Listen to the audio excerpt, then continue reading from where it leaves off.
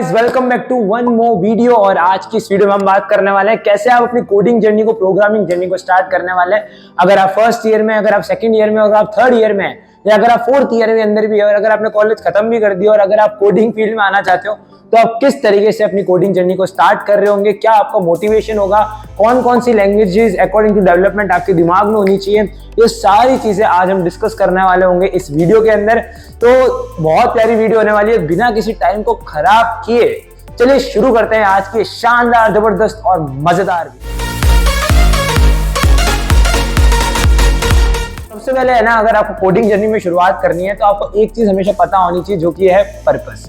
यार आप कोडिंग सीख क्यों रहे हो, आपके पर्पस क्या है। जैसे मेरे लिए पर्सनली मेरा जो पर्पस था वो ये था कि जैसे आर्टिफिशियल इंटेलिजेंस के अंदर अपन बॉट्स वगैरह बनाते हैं। जैसे आयरन मैन का जाविस था, बचपन से ही आयरन मैन की वीडियोस देखता हुआ बड़ा हुआ, आयरन मैन की मूवीज को देखता हुआ बड़ा हुआ, तो उसके दिमाग के अंदर मेरे एक फीड हो चुका था कि मेरे को अगर कोडिंग वगैरह सीखनी है तो कुछ इस तरीके से सीखने जिससे मैं आगे जाके आयरन मैन की तरह रिसर्च कर सकूं, खुद का टावर वगैरह हो जहां पर रिसर्च करी जाए। तो इस तरीके का मेरा पर्पस था कोडिंग का।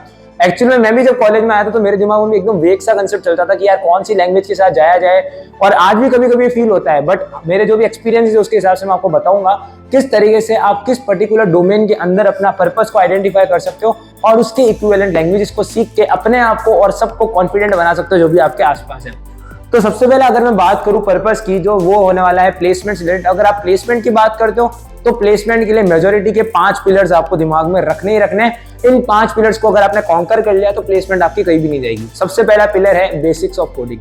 आपको कोडिंग की बेसिक्स आनी चाहिए। और मैं अगर आपको बात करूं रिकमेंडेशन की, तो आप कोई भी लैंग्वेज से स्टार्ट कर सकते हो, बट मैं जो रिकमेंड करता हूं प्लेसमेंट रिलेटेड, तो आप या तो C++ या जावा के साथ स्टार्ट करो अपनी जर्नी को। अगर आप सी सीख रहे हो तो C++ पे शिफ्ट करने में कोई बड़ी मुश्किल नहीं है, और अगर आपको बेसिक्स आते हैं तो आप जावा पे भी आराम से शिफ्ट कर सकते हो, कोई बात नहीं। और अगर आपने कुछ स्टार्ट नहीं किया है तो आप जावा से स्टार्ट कर सकते हो, जो कि बहुत प्यारी लैंग्वेज है।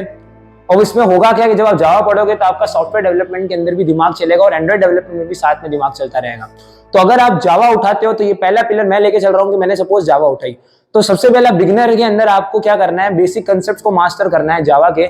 सेकंड जो पिलर है वो है डीएसए का पिलर। इसके अंदर क्या है, डेटा स्ट्रक्चर्स और एल्गोरिथम। डीएसए आप ये मान सकते हो एक इस तरीके की विद्या है, जैसे पुराने टाइम में अस्त्र शस्त्र चलते थे, वैसे डीएसए एक ऐसी विद्या है जिसमें आप डेटा को इफेक्टिवली आपके सिस्टम में स्टोर कर सकते हो, जिससे मेरे को वो चाहिए हो तब मैं उसको एक्सेस कर सकूं कम से कम टाइम में और वो कम से कम जगह के लिए। जैसे अगर मैं आपको डीएसए इजी तरीके में बताऊं तो आप अगर अपने घर के अंदर जाते हो तो आपको पता है किचन में जाते हो तो शक्कर का अलग डब्बा होता है, ठीक है। इन सब के आपका जो कपड़ों का डब्बा है वो अलग, कपड़ों का जो वार्डरोब है वो अलग होता है।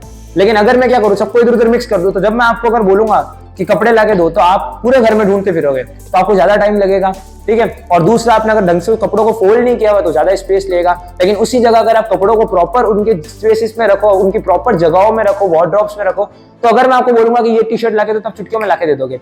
वैसे ही डेटा के साथ होता है कंप्यूटर के अंदर, तो उसके लिए डेटा स्ट्रक्चर्स और एल्गोरिथम बनाया गया है। उसके बाद जो थर्ड पिलर है वो है सीपी का पिलर, यानी कॉम्पिटिटिव प्रोग्रामिंग। इसके अंदर आपको लीड कोड के ऊपर प्रैक्टिस करनी है, आपको हैकर रैंक के ऊपर प्रैक्टिस करनी है, आपको कोड फोर्सेस के ऊपर प्रैक्टिस करनी है, आपको कोड 7 में से कोई भी उठा सकते हो। बट अगर आप स्टार्ट कर रहे हो, गो फॉर हैकर रैंक। जब आप उसमें थोड़ा मास्टर हो जाओ, जब आप प्रॉपर स्टार्स जीत जाओ, तो आप लीड कोड में शिफ्ट हो सकते हो, ठीक है। जो आपका फोर्थ पिलर है वो है आपका जो प्रोजेक्ट्स है, वो प्लेसमेंट के लिए प्रोजेक्ट्स बहुत इंपॉर्टेंट है, तो प्रोजेक्ट्स पे ध्यान देना।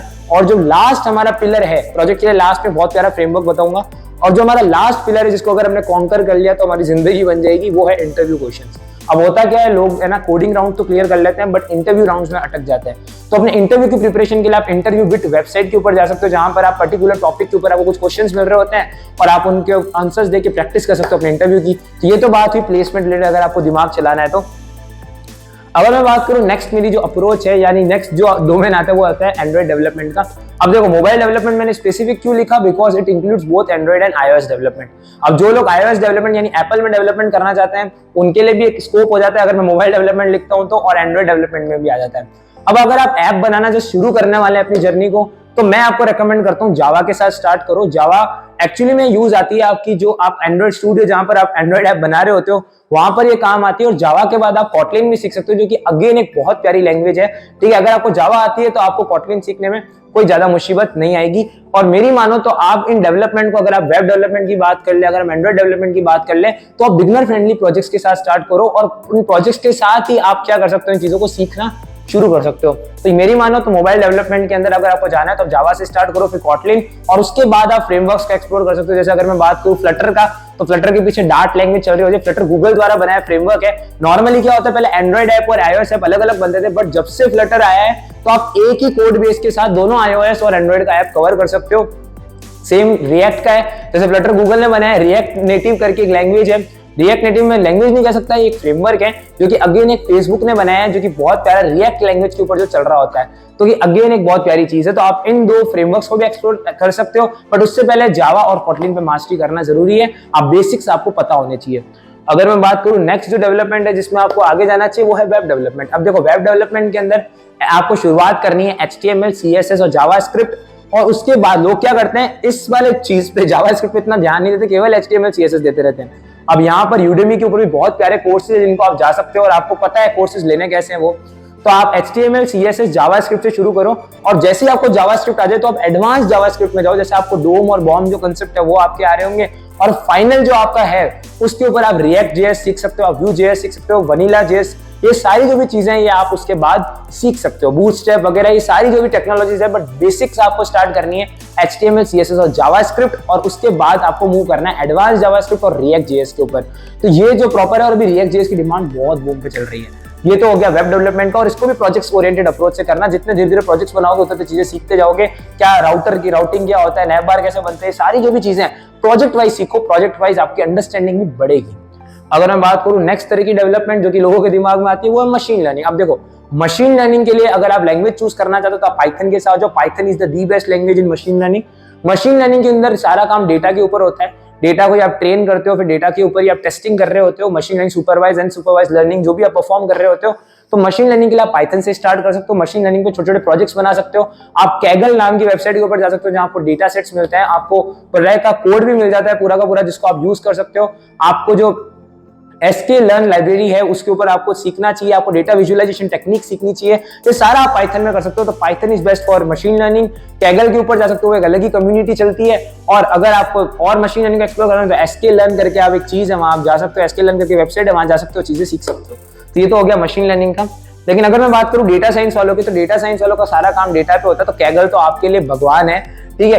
तो डेटा साइंस के ऊपर क्या बेसिकली है, ये इसके अंदर आप जाते हो तो again Python is the best language for data science. लेकिन अगर आप पाइथन के ऊपर नहीं जाना चाहते तो आप R लैंग्वेज के ऊपर सीख सकते हो, या अगर आपको ये भी नहीं आ रहा तो आप मैटलैब के ऊपर जाके भी ये चीज कर सकते हो। बिकॉज डेटा साइंस का पूरा काम EDA और डेटा विजुअलाइजेशन का होता है। कितना इफेक्टिवली आप डेटा में नॉइस कम करते हैं, कैसे वो एक्सप्लोरेटरी डेटा एनालिसिस परफॉर्म करते हैं, इस सारा काम जो होता है वो डेटा साइंस वालों का ही होता है। और यहाँ पर आप पाइथन से स्टार्ट कर सकते हो, R सीख सकते हो, और अगर आपको पाइथन और R आ चुकी है तो आप इसको मैटलैब के ऊपर भी जाके परफॉर्म कर सकते हो। तो ये जो चीजें, ये बात हो गई डेटा साइंस की। तो अब हम क्या करने वाले हैं, एक और लास्ट डेवलपमेंट जो है हमारी, वो है सॉफ्टवेयर डेवलपमेंट। अब देखो, अगर आप सॉफ्टवेयर डेवलपमेंट से शुरू कर रहे हो गाइस, तो Java is the best language to start with. Because Java में आपको सपोर्ट मिलता है, पैकेजेस मिलते हैं, आपको GUI इंटरफेस बना सकते हो आराम से। अब ऐसा नहीं आप पाइथन के साथ या C के साथ नहीं कर सकते, बट मैं रिकमेंड करता हूँ जावा के साथ आप जाओ when it comes to software development, according to my experience I am saying. Okay, तो ये जो थी मेजर डेवलपमेंट्स थी। और अगर आप स्कूल वगैरह में स्टार्ट करना चाहते हो तो अगेन आप स्टार्ट कर सकते हो C लैंग्वेज से। C लैंग्वेज आपका बेसिक्स ऑफ प्रोग्रामिंग बनाएगा, और उसके बाद आप शिफ्ट कर सकते हो अपनी फेवरेट पाइथन के ऊपर, या अगर आप चाहो आप जावा पे भी शिफ्ट कर सकते हो और आगे की जर्नी को कंटिन्यू कर सकते हो।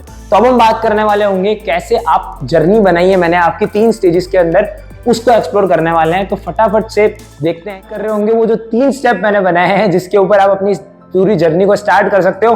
तो बिना किसी टाइम को वेस्ट किए हम बात करते हैं 3 जनरेट जो है आपकी चीज। तो पहली जो है वो है लैंग्वेज को आइडेंटिफाई करना, जो कि मैं आपको ऑलरेडी बता चुका हूँ कैसे आपको आइडेंटिफाई करना है बेस्ड ऑन योर पर्पसेस। मैं आपको चीज बता चुका हूँ। तो अब यहाँ पर आपको पहले तो लैंग्वेज को आइडेंटिफाई करना है। अगर आप जावा से स्टार्ट करना चाहो, जो भी आपको लैंग्वेज है वो आप स्टार्ट कर सकते हो, जो भी आपका डेवलपमेंट है उसके हिसाब से। और आपको स्टार्ट करना है अपना बिगिनर क्वेस्ट। अब बिगिनर क्वेस्ट के अंदर आप बेसिक किसी की प्रोग्रामिंग का सीख रहे होगे, और इसके लिए जो टाइम मैं मानता हूँ वो 20 दिन तक का मानता हूँ। आप 20 दिन के अंदर बेसिक सीखो, इसके ऊपर छोटे छोटे जो क्वेश्चंस हैं उनको अटेम्प्ट करो, ठीक है। या आप ये देख सकते हो कि यूट्यूब के ऊपर आप सर्च करो इस पर्टिकुलर टॉपिक को, और इसकी प्रॉब्लम्स आगे सर्च करोगे तो आपको बहुत ज्यादा प्रॉब्लम्स मिलेगी। यहाँ पर स्ट्राइवर की भी शीट्स है और अलग अलग लोगों की शीट्स है, बट मैं ये रिकमेंड करता हूँ पहले बेसिक्स से स्टार्ट करो और based on the problems start करो। वेरिएबल, इनपुट आउटपुट हो गए, if else switch statements, loop, functions, ये हर लैंग्वेज के अंदर होते हैं। तो आप ये बेसिक क्वेस्ट के अंदर पहले तो आप बेसिक को स्ट्रॉन्ग करो, जो भी बेसिक कंसेप्ट है कोई भी लैंग्वेज के उसको आप स्ट्रॉन्ग करोगे, और ये आपको करना है बिगिनर के अंदर। और अगर ये आपको प्रॉपर तरीके से करना है तो आप इसके साथ जो मैं आपको एड ऑन देने वाला हूँ वो है हैकर रैंक। आप हैकर रैंक के ऊपर क्वेश्चंस ट्राई कर सकते हो रिलेटेड टू दिस कंसेप्ट, जिसके आपका क्या होगा, जैसे आप इसको करते जाओगे आपको स्टार्स मिलते जाएंगे, तो आपको रिवॉर्ड मिलता जाएगा based on your quest winning. जैसे जैसे आप अपना क्वेस्ट खत्म करोगे, जैसे जैसे एक एक टॉपिक कंप्लीट करोगे, तो वहां पर आपको स्टार मिलेंगे। हर पर्टिकुलर टॉपिक के ऊपर वहां पर आपको क्वेश्चंस मिलते हैं ऑन हैकर रैंक।